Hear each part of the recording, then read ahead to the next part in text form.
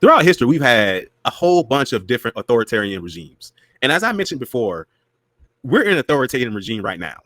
Whether you want to accept it or not, Donald Trump's a dictator.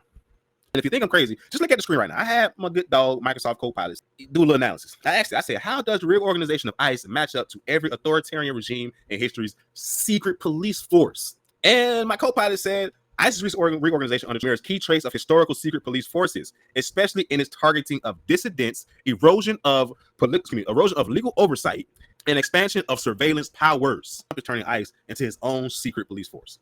It's easier to transform ICE than it is any other federal agency. He surely can't overhaul the United States military on that level, but he can take over ICE and do some crafty things with it.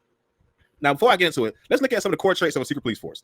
Nazi Germany's Gestapo's General Intelligence Directorate, typically builds secret police forces with 5 characteristics. They target political opponents and dissidents. They operate outside of judicial oversight. They maintain secrecy around personnel and operations. They specialize in political surveillance and intelligence. And they use arbitrary arrest, indefinite detention, and torture. All of which we've seen ICE do. Shit, we've seen ICE do all 5 of those things in the last month. Alligator Alcatraz, y'all. The fucking Supreme Court of Florida literally shut the shit down. The Supreme Court said this shit has to go, but nobody batted an eye at it. And we've seen throughout history secret police agencies start out as regular things. The Gestapo began as a domestic security force, which evolved into a tool of political terror through protective custody and warrantless arrest, similar to ICE's detentions of late.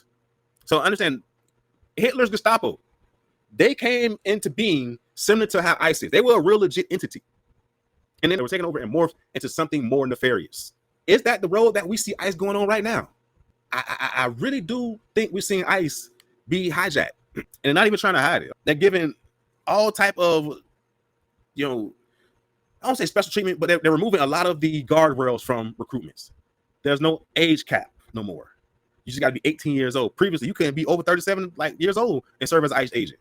Now they're opening it up to have potential senior citizens out here as ICE agents. Another hallmark of secret police is their secret nature, their clandestine nature. What are we seeing ICE do around right now? They're running around with masks on. They run around and they masked up. You don't know who kicking in your door. So now I got to worry about YNs in ski masks and ICE agents in ski masks. The fuck? The hell is going on here?